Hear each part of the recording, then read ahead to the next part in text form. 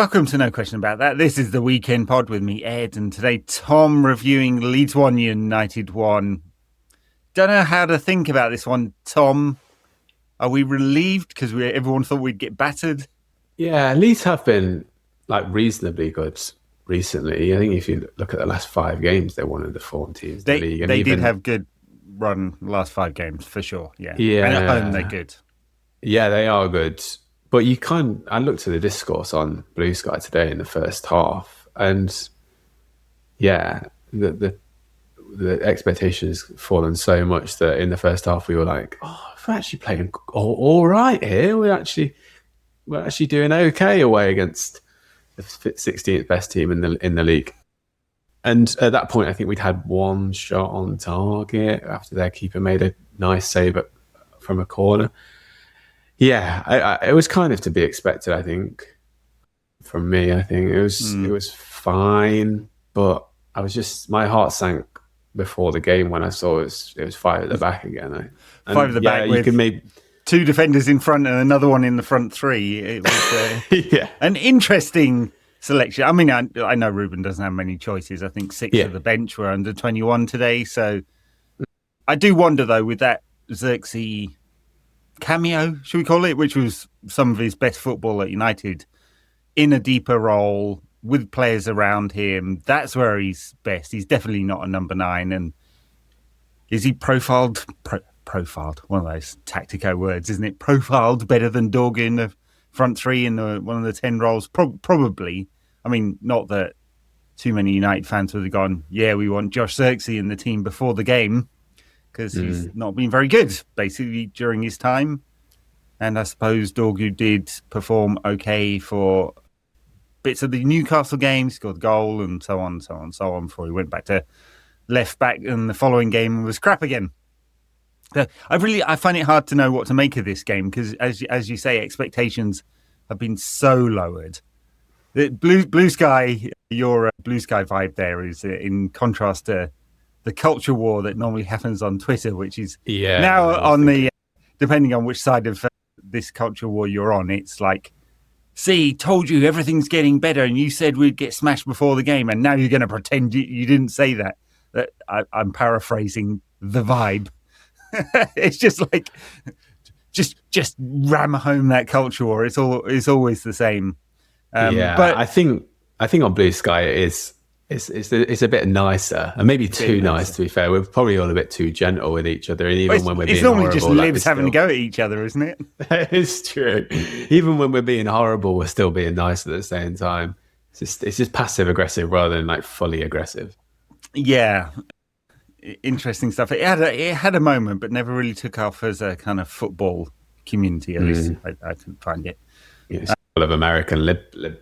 Exactly, really. like who's most pure with their left-wing politics. That's the usual stuff going on. Pretty much.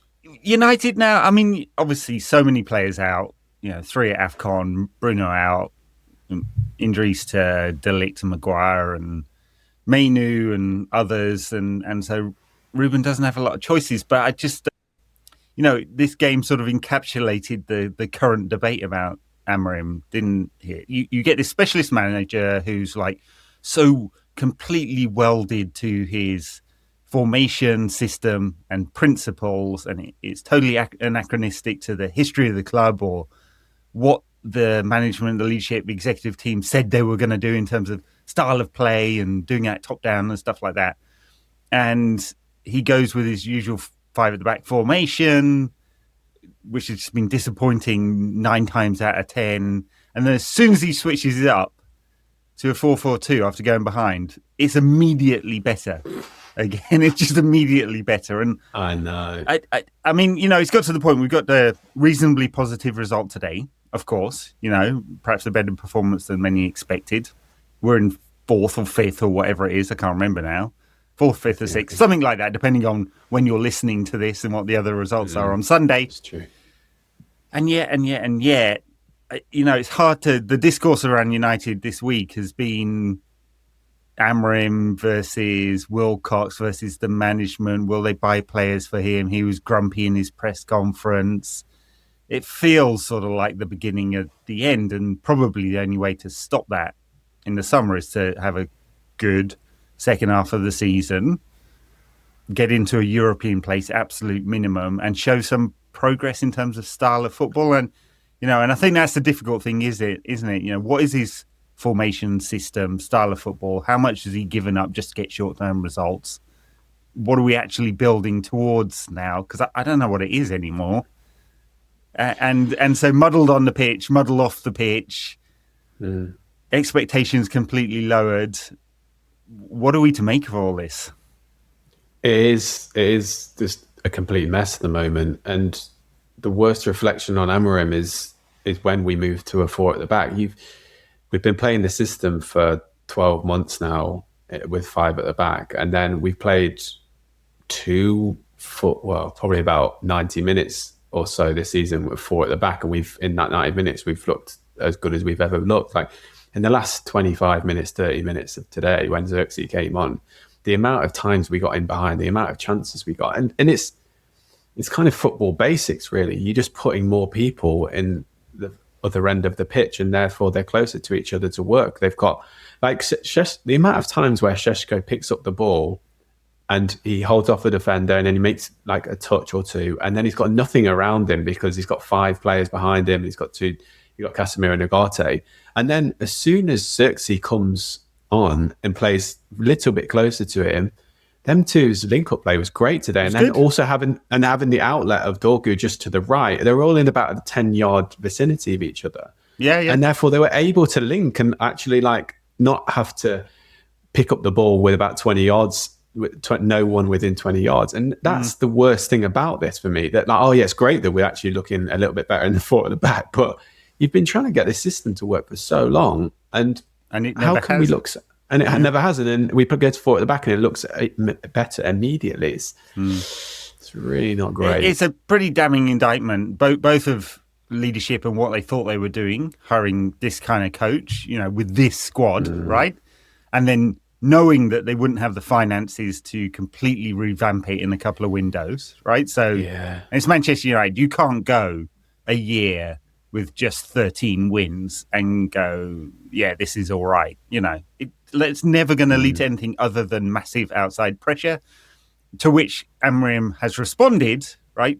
First, by going very direct in the build-up in the early part of the season, changing how they press, changing player roles and positions to try and get some kind of hold-on games, which is sporadic, and latterly going to a 4. And as you say, first half against Bournemouth, first half against Newcastle. Who else did we go to a 4 against? Part of the Wolves game, not all of it. And then today. And then part of today.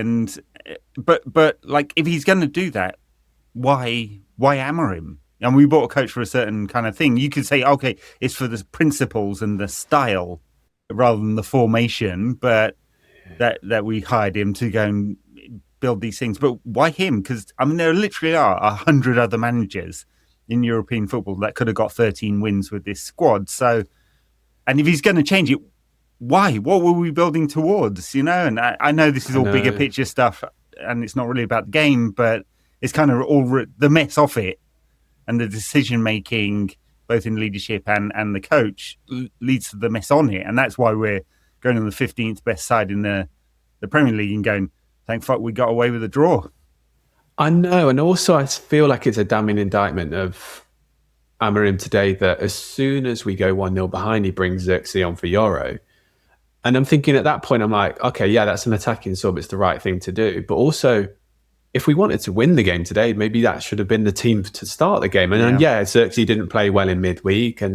But you're just thinking, if you play 4-2-3-1 and then get those players higher, and the personnel's not great, but you're just thinking, this the risk reward is there. Just I don't know. He's very risk averse, obviously. He is, and I think that's another damning indictment that he brings that on. It changes the game, but then you're like, well, why didn't this start like that? Especially when we've seen evidence in the last few games that actually 4 at the back does get players higher. It does mean that, because I can see why, and it has been shown this season when we have our best players on the pitch and in Bumo, when we have Ahmad, that the five can work because we've got the pace in behind, we've got the pace on the ball, we've got those players who have the ability to link up. But then when you lose those players, you need more players in the further positions to actually kind of benefit from numbers rather than quality. It would help matters, like we saw today when actually we did get the numbers in there. The individual quality wasn't as necessary because we had numbers in attack. Right. But yeah, I think that's quite simple maths, but I think that's how I would have gone today from the start. And yeah, I think it just speaks to Amorim generally that he's not happy with the draw, but like I'm gonna be stable foundations first and then try and win the game later. Well, I think that's the thing when he's got the five at the back, and so much of what we do is in wide areas, and then the final ball is coming in from Dorgu or Dallo or Shaw, who can put a decent ball in, but seems to have fallen into the same trap sometimes, right? Because he's playing a wing back today. Then you've got a real problem, and it's just obvious that when Ahmad is in there, he makes up an extra attacker if he's at wing back, and United just have more quality in the final third. And you look back at the Sporting side, and they were so physically and technically dominant in the Liga. What's it called? Liga NOS? Primera Liga? Yeah, NOS. Oh, yeah, I forget now. That and then when Amorim was in those big games in European football, he went quite defensive, didn't he? And I think that's fooled some of us into thinking, he can produce this kind of attacking side. And in those big Champions League games where Sporting obviously had a financial disadvantage, he just went a bit pragmatic. But it turns out that he views the Premier League as being those big Champions League games versus a Sporting side, right? And his instinct all of the time is to be defensive, and that is just diametrically opposed to anything in Manchester United's history. And it's someone said to me on Twitter, I think it was, the old heads see him as Sexton Mark II, and that is not a compliment, and Sexton was right at the earliest part of me watching a lot of football, so I don't remember him brilliantly. He was late 70s, early 80s, so, I was small. And you weren't even a twinkle in the milkman's eye, were you?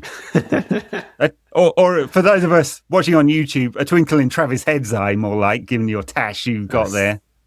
That's it. Yes, maybe it is. That would be quite a nice dad to have, to be fair.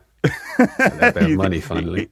He's probably a solid bloke. I don't know whether maybe he isn't. He's got money, and that's all that matters. He's a good player. He's a very good player. Anyway, completely lost the run of myself there. But just having those more attacking players in the final third, it's obvious, just makes so much of a difference. And that's why switching to four at the back in a 4-4-2 or a 4-2-3-1 gets more attacking players of quality into the final areas, and they can show. And that's why it looks better, right? So, and I just don't know where Amorim goes from here, because he's in job protection mode at the moment. And yet you look at the table and go, we're 5th or 6th or whatever it is, had a chance to go 4th today with a win. Champions League is sort of the prize. It's there, isn't it? It's almost worth grasping. But to what ends, right? Are we because I just don't know anymore, What is Amorim? Is he the attacking coach that was in, the Sporting domestic games? Is he the defensive coach in those Champions League games? Is he the mostly defensive coach that he's been at United, except, the more defenders we have on the pitch, the worse we seem to defend sometimes. So, yeah, frustrating sometimes, often. Yeah, I'm definitely a skeptic rather than an Amorim out guy. It just gets to a point, though, when it's difficult to, like you say, really difficult to see where this is going, but also feels difficult to defend him a lot of the time as well, because there's the evidence that we're seeing that there's so little positive evidence out there from his press conferences, which I really, I guess, detest in some respects. It was so much, because I felt like when we first had Amorim, we got brutal honesty, but now it feels like I'm being gaslit most of the time when I hear the interviews after the game, or I see the interviews before the game, and he was talking today before the game about how in midweek against Wolves we created a lot of chances. We had an XG of less than 1 against the team who before that game hadn't even won a game this season and had 2 points in the league. He talks after the games about, oh yeah, this is all we could do, and you're thinking, no, his subs. I know we didn't have much on the bench today, so I'm not really talking about today, but his subs just generally make the game worse than usually make the game better.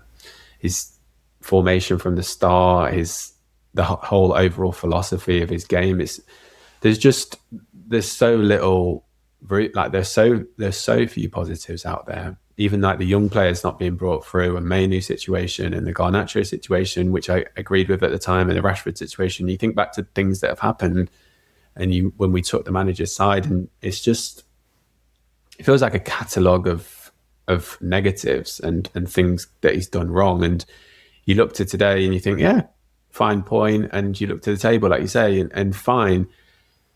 But it's just when you actually watch the game and you watch what's being created here, it's just yes, there's not much, is there? Yeah, it's so mediocre from game to game, and it's so every game's like built on decided on a coin toss. Like how many chances were created today for either team? Like either team could have won it. That guy with a left-footed shot at the end could have gone into the top corner. Šeško should have scored late in the game. Should have scored, probably Šeško, yeah. They hit the post in the first half. We hit the post in the second half. So many games are like this. That Newcastle game a couple of games ago where we shouldn't have won, but we won. Wolves in midweek where we potentially could have won at the end. This started to happen under Ten Hag, where like every game was decided by a moment. And that's what it is like under Amorim. And it's like, yeah, we're competitive in most games, but that's kind of it. And we've seen a purple patch of about 3 or 4 games this season, but in 12 months, that's kind of all we've seen. Yeah, I do want to get onto today's actual game, but I think I asked the question on Twitter, like, what are the outstanding games under Ten Hag, Amorim? What are the outstanding games under Amorim? And there's just almost none, right? Where have United played great for 90 minutes? And people were saying, like, the Everton 4-0. Yeah, that was his second game. I don't know whether we're giving him credit for that. Liverpool away, but it's very specific. 40% long balls and took advantage. And Arne Slot moaning about the long balls afterwards and all of that. Great result. Obviously, fantastic result, but not the kind of football we expect from United, and we're just looking for that. And as you say, so few green shoots of hope in any of those 60-odd games now. You know, of course the pressure's on, and of course he reacts to that. Anyway, today's actual game, United being competitive and all of that, and then Leeds scored the goal. I wasn't sure whether Heaven got himself in the wrong position or just started out slowly, because he's not slow, is he, Heaven? I thought he had a good game today. I didn't think he was slow, no. I mean, I really like his progress. He didn't play much in the first sort of third of the season. He's very good on the ball. He's very aggressive.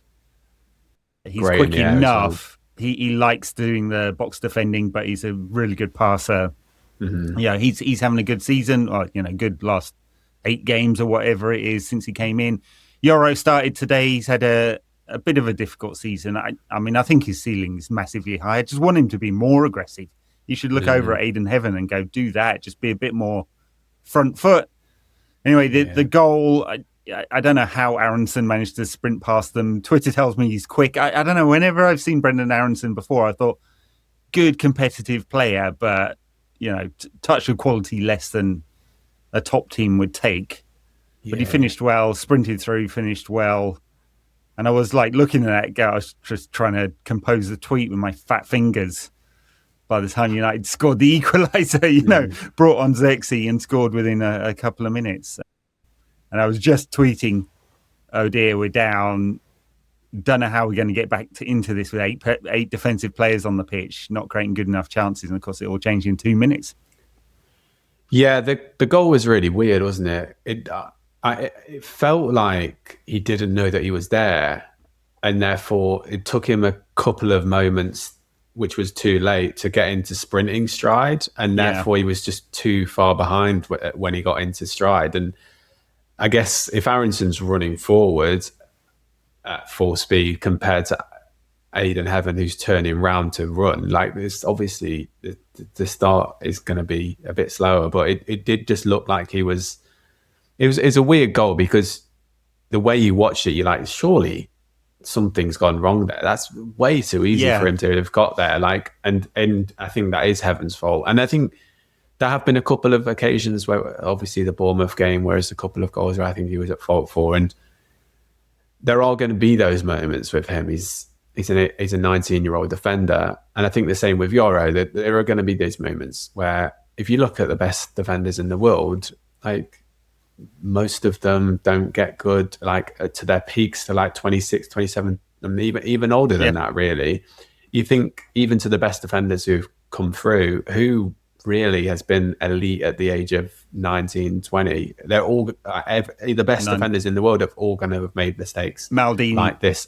Yeah, probably like one of the few. Like he was great. He was great at 20, but almost none. Rio Ferdinand was making so many mistakes at that age. No one had even heard of Nemanja Vidic at 19. You know, I think he was playing. I think John Terry was on loan at Forest, and you think of Van Dijk was probably at Celtic, maybe even still in Holland at this point. Like, they are going to make mistakes, and you just have to bide your time with that. And I think, unfortunately, that's just the way it is. And when we're, like I said earlier, we're a team where a coin toss decides a game, those mistakes are going to be a bit more highlighted than when Rio still made loads of mistakes at United when he'd been bought for £30 million. But because we were so good back then, they went under the radar a little bit more. But yeah, in general, Heaven was great. Apart from that one moment, again, that's what a defender's life is. Like, you have one moment like that, whereas Šeško, I guess, can get away with it a little bit more because you remember, I guess, the goal. Well, not that he actually does score goals, but not many. But I thought Šeško generally played really, really well today, and he was just the finishing part. Yeah. But I think also I know I'm kind of going on a tangent here with Šeško, but like, he is getting in the right positions and he's getting the chances. And what we missed so much last season with Højlund is that he wasn't doing any of that. He wasn't making the right runs. He wasn't getting in the right areas. He wasn't getting the ball in the box, whereas Šeško is doing that a lot. Obviously, he just needs to score. But his link-up play was brilliant. And I thought when Xerxes came on after that, them two were really, really good together. Like, the goal, obviously, was Šeško bringing it down, playing it into Xerxes and playing that pass to Cunha. Yeah. And that happened quite a lot. Xerxes played that ball to Šeško. And just in general, I think they also linked up for Cunha's effort there at the post as well with Dorgu. Like, yeah, you can see bright shoots with Šeško. It's just being able to score. And I think if he starts to maybe gets a couple of goals, you might see something. But again, where the team's being so mishmash and so inconsistent, and everything's again being decided on a coin flip, it's difficult to think of any momentum that's going to actually be gained anyway. Yeah, I know that everyone doesn't agree with this, but I have high hopes for Šeško. I do think his ceiling is really high. You know, technically very, very good, quick, loves to run the channels. His finishing at Leipzig was erratic, but 2021, right? You know, in those two seasons, in age that is, I think he got 40 goals across those last two seasons or something like that. So the potential is there. It is just the box efficiency that's a little bit of a problem. He's getting a couple of good chances a game that he's missing, right? It feels. And obviously he's had a stop-start season. He came to the club. He hadn't had a proper pre-season. He wasn't fit.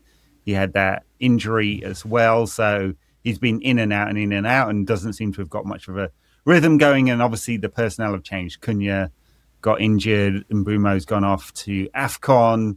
So that front three that we wanted to see of Cunha, Mbeumo and Šeško just hasn't happened very often.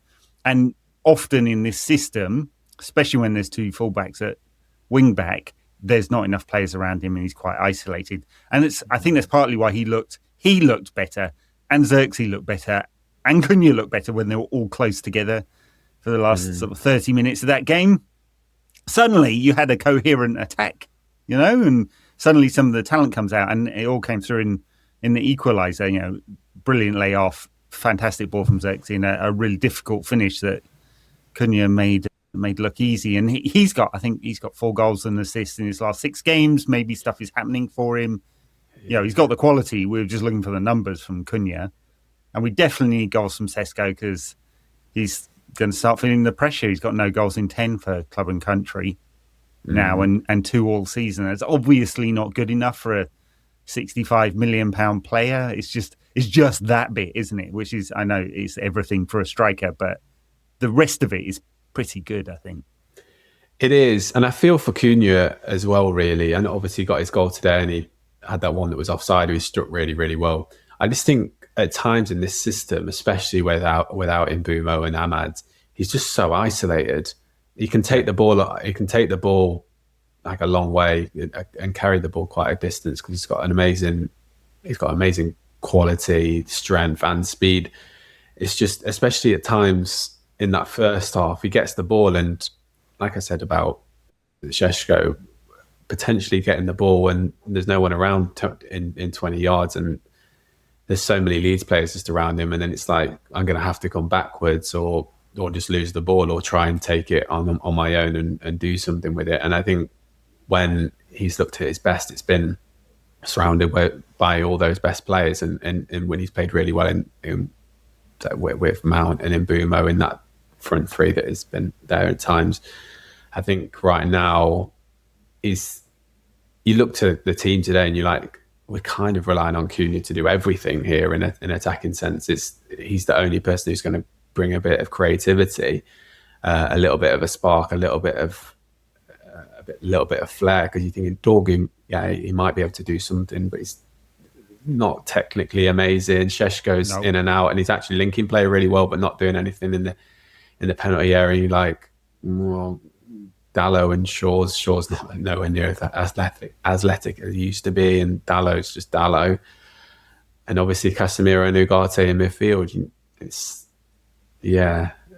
harsh on Cunha, and I think it just goes to show how much we miss Bruno, right? I mean, all those people in the summer are like, we should sell him.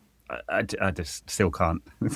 Talking about culture wars, the most stupid one ever. That one is. I mean, truly a world-class player wherever he plays, and obviously you want him close to the goal, but his numbers haven't been affected that much by playing more, in a deeper role this season. But we miss him so much. It's obvious, but he's the player who creates the most, but also the best chances, and creates from the most difficult positions.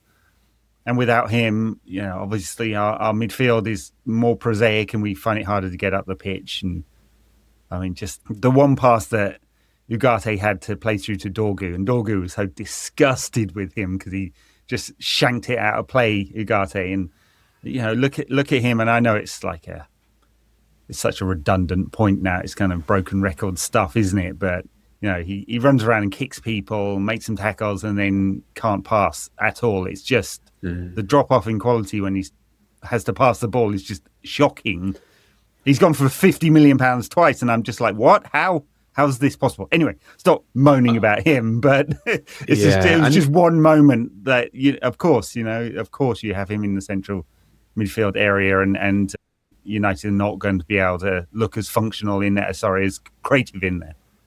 And if you're a Amorim in guy listening to this right now, you're probably shouting at the whatever it is you're listening to, going, well, this is the reason why we're not playing well right now. And you can make that argument right now because 100% you've got Mbeumo and Ahmad obviously at AFCON, you've got Mount out and you've got Bruno out, like 4 real players who completely changed the game if they were playing today. Mm-hmm. And you've got players like Ugarte who have been bought sillily, and you've got players like Casemiro who's been really good this season, but again, still not what you would like in there. And then you're thinking, well, back him in January then, if you're an Amorim guy. But I just think it's just so risky to do that, because you don't know if he is the success, and also because he plays this system, which is again a fault of Ineos for bringing him in the first place. When you were speaking earlier about, oh yeah, we haven't got players who play in this system or built for this system, it's so risky to just buy that wing back who you're going to potentially therefore like play in a back four in 6 months' time when we sack the manager. Or it's not even that. It's even more specific that Amorim. I think we know now. He not only is it the formation and his system and his principles. System principles often interchangeable there. But it's the profile of players. You know, Kobbie Mainoo, I know I keep going on about it, but, you know, one of the most talented young midfielders has come through at United in a decade, right? Started for England in the Euros final. Cannot find a role for him in the team because he's not the right profile for him. Right? And that's just one example of many. And Amorim said it himself, you know, I don't think I'm going to get the time or the money to make the 3-4-3 work, right? I don't know what they promised him when he came in. I know, yeah. You cannot have looked at United's finances and gone, yeah, absolutely, we're going to change everything in 2 or 3 windows, right? Because that's basically what he needed, right? Yeah, he got more than everyone was expecting last summer. Patrick Dorgu a year ago, he spent 200 and a bit million on those players. You know, Lammers had to happen, a goalkeeper had to happen, clearly, right? So he's had something, but not everything. Was he expecting everything? I think he probably, he sounds like he was, right? And he was so tetchy in his pre-match presser when asked about, you know, his relationship with Wilcox or whether any transfers were happening, you know, and so maybe his expectations were out and now he's being funny about it. That's on Ineos just as much as it's on Amorim, I think, you know, or Barada, who it appears it was his personal pick. Yeah, that's why Dan Ashworth left. He was like, that's mad. Brada overruled him. Ratcliffe stepped in. You know, Ashworth was gone. And we had the Bittersweet Symphony after that. No. Nice. Sorry, 90s indie reference. It's like, you know, and that's the mess. And we had a lot of hopes when Ratcliffe came in that, you know, taking operational control of the football matters, we'd get better decision making. We were told we were going to get best in class in the right roles to support the manager, put the right people around him. And what they actually did was get this, you know, system manager and his whole team, and then not really back him to overhaul the squad because 1, they couldn't, or 2, they don't believe in him now, and that because it looked like they were keen to do the deal for Semenyo, so there's some money there, right? But they're not going to buy players just for Amorim because they clearly don't believe he's definitely the future, even if they are publicly saying he is, because otherwise they would go out and buy a central midfielder now with that 65 million, because it's probably more of a priority than Antoine Semenyo, right? Yeah. And so all these things don't really fit together. Bad decision-making from the top. Not as bad as in the Glazers' time, but still bad, I think. A manager doesn't really fit the club history, doesn't fit the squad we've got, and an unclear path to make it right. And I think... And yeah, we are fifth. So, yeah, we are fifth. It's not all disaster, is it?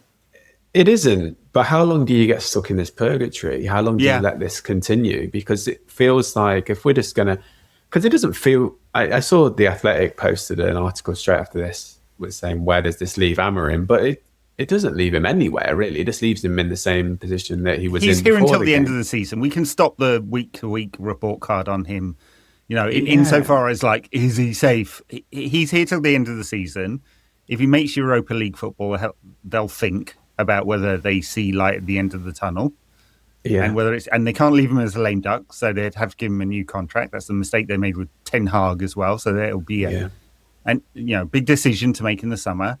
And right now, if I was betting, you know, I haven't looked at Polymarket this morning. I would, you know, I'd be buying Amorim out at 60% or something right now. You know, I think it's leaning towards that. That's not me holding up some sign in the Stretford end going Amorim out. I'm probably like you, Amorim skeptic, but not out or in really. But if I was betting like where it's heading, unless, if you don't make the Champions League, he probably earns a new contract. If they make Europa League, they'll have a think about it. If they're not in Europe, he's gone. And they'll bring someone else in, and they should throw all the money at the world at Nagelsmann, who will depart the Germany job unless he wins the World Cup, right? So that kind of thing. Yeah. I think that's where we're headed. But at the moment, it's not brilliant on the pitch. It's acceptable enough. It's 1 win in 5 in the Premier League, but it's so either competitive or there are so many flawed teams, bit of both. Beyond the top 3, that United could finish anywhere from 4th to 10th, and there might be only like 5 or 6 points in it, basically. Yeah, and I think if you'd have asked, I think you and I probably said this at the start of the season, I'd have taken 6th or 7th. And I think actually looking at the table, I think we will finish 6th. And I think that therefore it all depends on how we see how it goes for the next 5 months until May. Because what I would have hoped to have seen more by this point in the season, even though we're in 5th, is more progress.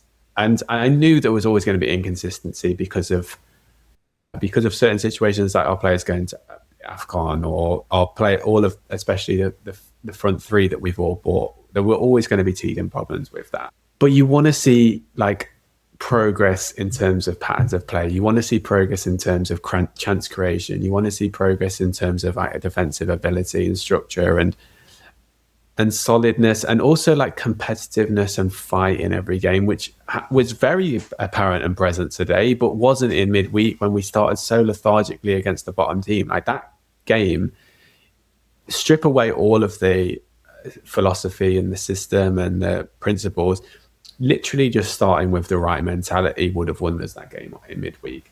And I think that's where I'm really falling down on Amorim, and also just how he speaks and how he communicates in the press also just doesn't impress me. His subs don't impress me. And that's the thing. Like you can be like scoreboard journalism about this and go, yeah, we've got 5th. And I said at the start of the season, I'd have taken 6th or 7th. But if this is going to be the way it's going to be for the next 5 months and it's just the same old, and we don't see progress, and we don't see a real uptick in consistency in class when the players come back from AFCON and we get our players back from injury and we maybe make a signing or two.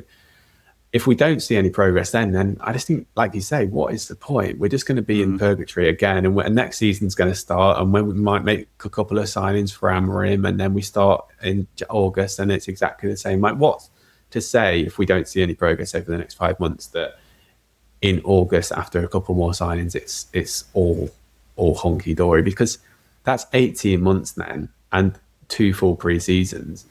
I just don't see how it would be any different. No, it is hard. You have to take a leap of faith, and after 60-something games, that leap of faith makes less sense, doesn't it? Because you start having a body of evidence, and the body of evidence says this is not particularly good football, right? At its best, there are moments, but it's not been good for 90 minutes ever.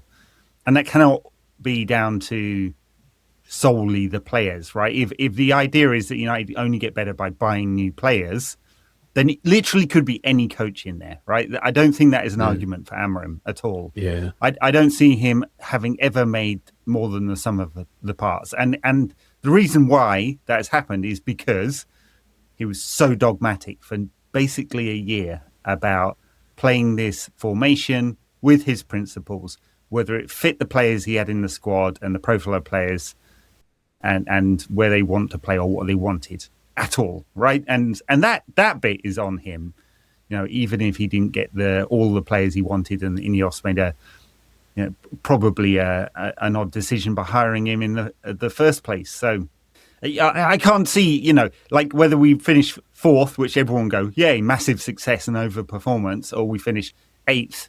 And as I said, probably not too many points between those places by the end of the season, by the looks of it. I don't know that 1 or 2 points here or there, although the result may be a success if we get into those European places, whether it really says that we're really moving forward, in exactly the right direction we want. Maybe he's just a bridge, right? And a pretty dangerous bridge with holes in it. But maybe he's just a bridge to someone else who is the next person is the one that will take us forward, like more clearly with a system that makes sense for this club and this league and these players, because you cannot swap 20 players out every single time you get a new manager. And that was the whole point. That was the whole point of bringing Ashworth, then Wilcox into these roles, that it would be top-down, club vision, club style first. Ratcliffe said it. Did it in that interview with Dan Roan, didn't he? Right at the beginning of his takeover. And it felt like they threw that all out, But if it's going to be that, then it has to be that, right? And they just found themselves in a weird position with Amorim. And yeah, it could end up. We could end up in the Champions League. I mean, it's there. The prize is there, isn't it? With if all the players come back and they can stay fit, and so on and so on and so on. There'll be, by the time Mbeumo and Ahmad get back and Bruno's fit again, it'll be the end of January. We'll have 15, 16 games left, and hopefully a cup run. Maybe a cup run, depending on what happens next week. The prize is there. The prize is there, and it also will be a real damning indictment on Amorim if we don't get there, really. Because you look at the competitors out there, they're all pretty weak. Like Chelsea have obviously just got rid of their manager. Liverpool are massively up and down. Newcastle are just not that good. And then the other teams below that are just nowhere near as good as what we should be and potentially what we are. And you also look to teams like even Palace, who are up there. They've got Europe. Newcastle have got Europe. Chelsea have got Europe. Liverpool have got Europe. We don't have that. So therefore we should be the team that is the team who's going to take that 5th place. And you also look to the squads that teams have below us. Even to someone like Newcastle, I think on paper, their team isn't. They've got a better midfield for sure, but then their attackers, I think I'd have ours over theirs. Defensively, I'd probably take our boys over theirs as well, and keeper, I'd have our keeper as well. Someone like that, someone like Newcastle, we should be finishing above, I think. And it just, I think, is going to be, if we can find some rhythm and consistency. And you talk about him being a bridge. I just don't know what he's a bridge to. That's the problem. Yeah. I don't know. And it's going to be interesting to see how it goes. I think I am not the arbiter of truth and what is right with football, but I just want to see him do something that in my head feels like the right decision, and make the right decision or say the right thing. And that's, I guess, what we all as football fans, that's how we make judgments, right? That if we see a manager bring on a sub and we think, oh yeah, that's what I would have done, or we see the team at the start and we think, yeah, that's what I would have done, or he says something and you think, oh, that's what I would have done, or even not even just something I would have done, something is better than what I would have thought of, and you think, oh wow, that's a really good move. That's how I guess make my judgments in football. And when I watch Amorim, I don't feel that very often. When I watch him make a sub, like today, it's the right sub that he made, but it's not the formation I would have gone at the start. And usually when he makes sub, I'm like, oh, that's not what I would have done. It feels a weird move to make that. And obviously during the Newcastle game, every single decision he made in the second half felt like the wrong decision to me. And then he says something in the press conference, you're like,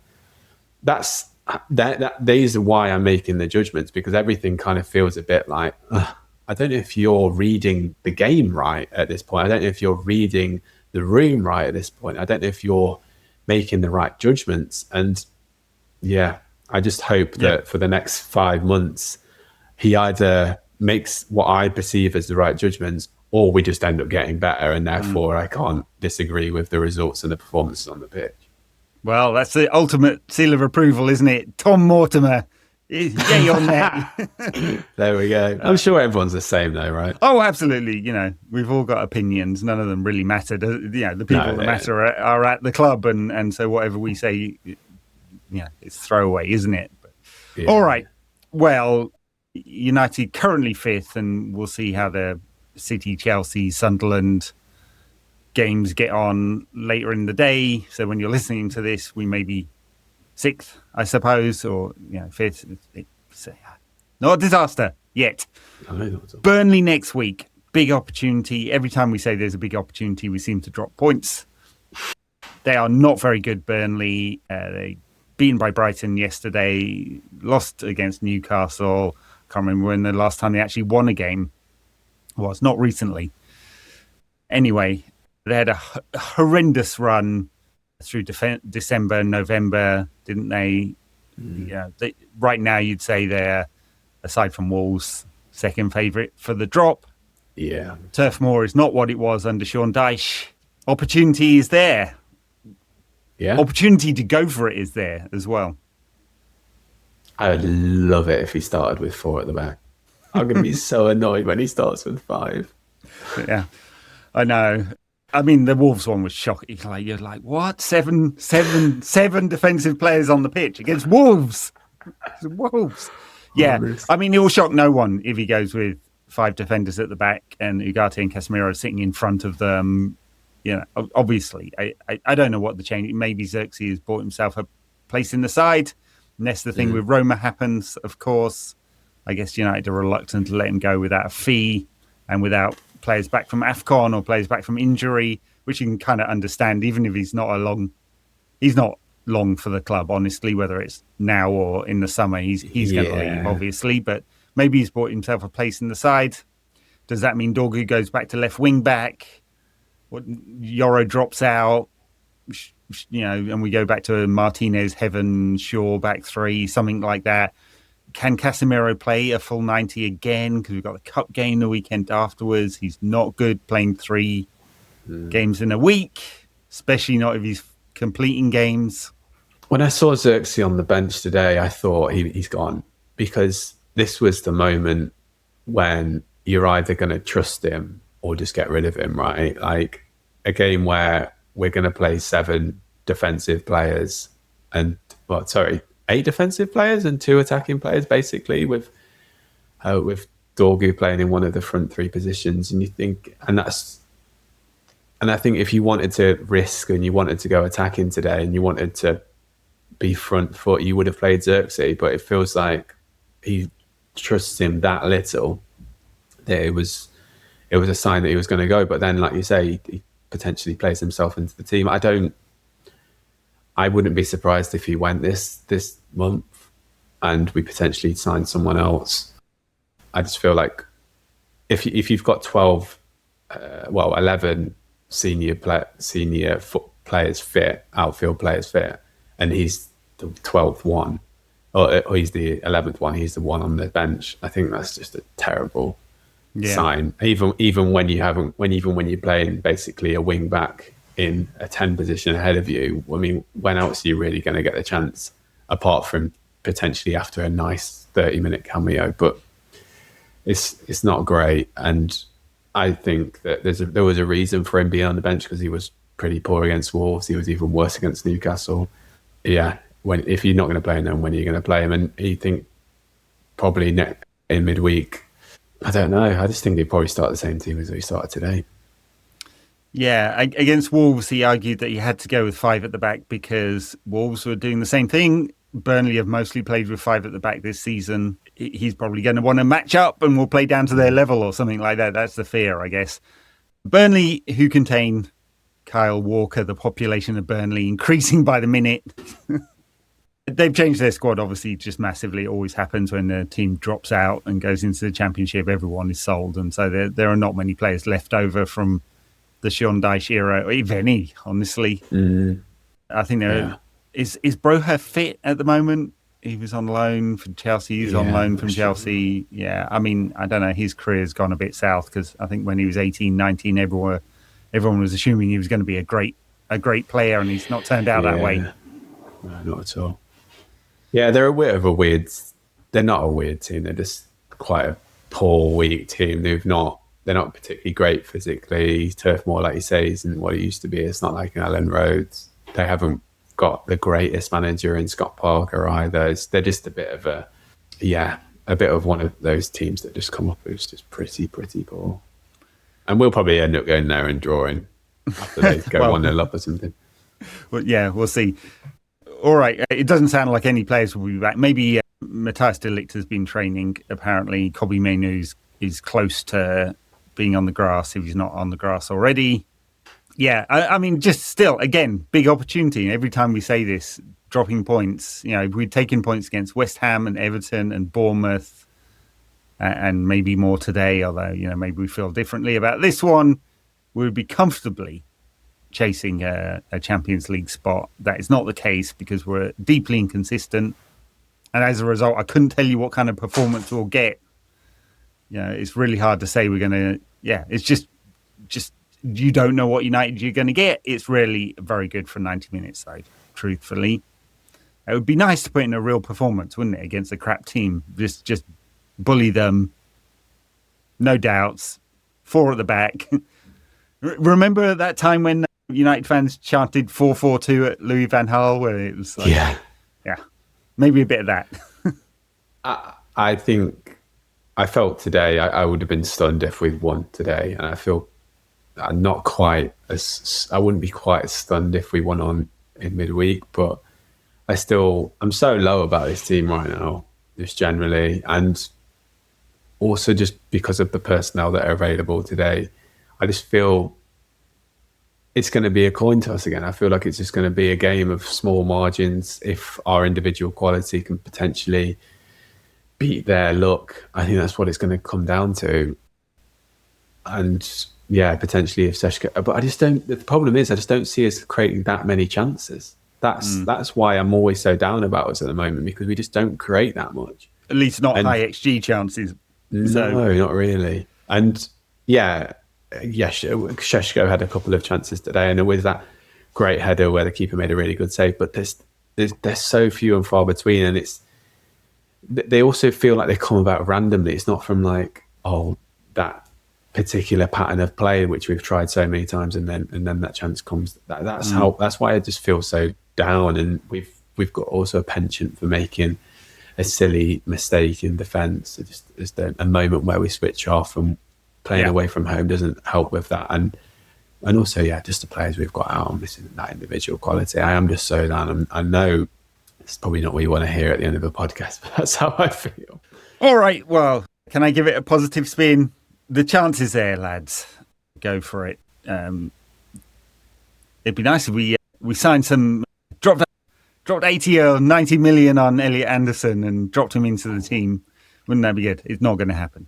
Not going to happen. It sounded from Ruben's press conference that he's not going to get any more players. We're going to have to go with what we got.